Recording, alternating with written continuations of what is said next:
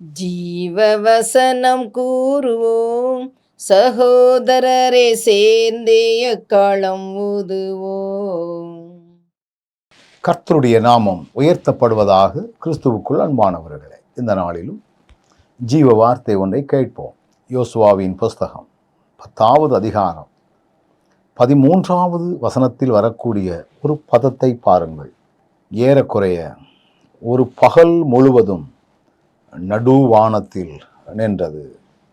ஒரு பகல் முழுவதும் நடுவானத்தில் நின்றது. எது நின்றது அப்படின்னு கேள்வி கேட்டால், இந்த வசனம் நமக்கு சொல்லுகிறது சந்திரன் அல்ல, சூரியன். சூரியனும் தரித்து நின்றது, சந்திரனும் நின்றது என்றுதான் இந்த வேதம் சொல்லுகிறது. இவைகளையெல்லாம் நிற்கவே கூடாத ஒன்று. ஆண்டவருடைய படைப்புகளிலே சூரியன் நகர்ந்து வருவது, சந்திரன் நகர்ந்து வருவது, இதெல்லாம் ஒரு ஆச்சரியமான ஒன்று.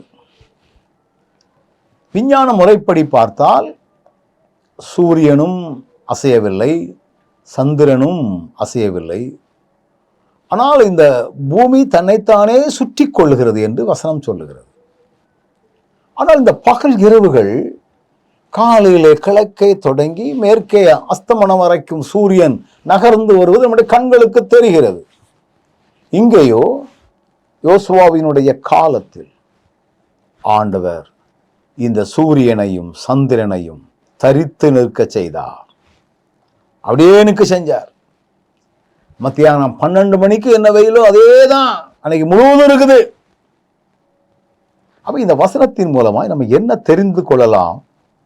இயற்கையை கூட தன்னுடைய கட்டுப்பாட்டுக்குள் வைத்திருக்கிறவர் நம்முடைய ஆண்டவர். அவர் சொன்னதுதான்.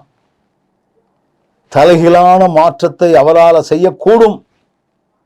அவர் நினைத்தால் எதையும் எப்படியும் மாற்ற முடியும். கூடாத ஒன்றை கூட செய்கிற தேவனவர். இவ்விதமாய் நடத்துகிற ஆண்டவர் நம்மோடு கூட இருக்கிறார். கண்களை மூடுவோம்.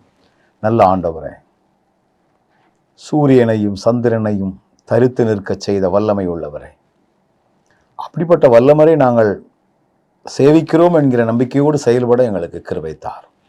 இயேசுவின் நாமத்தில் ஜெபிக்கிறோம் நல்ல பிதாவே, ஆமென்.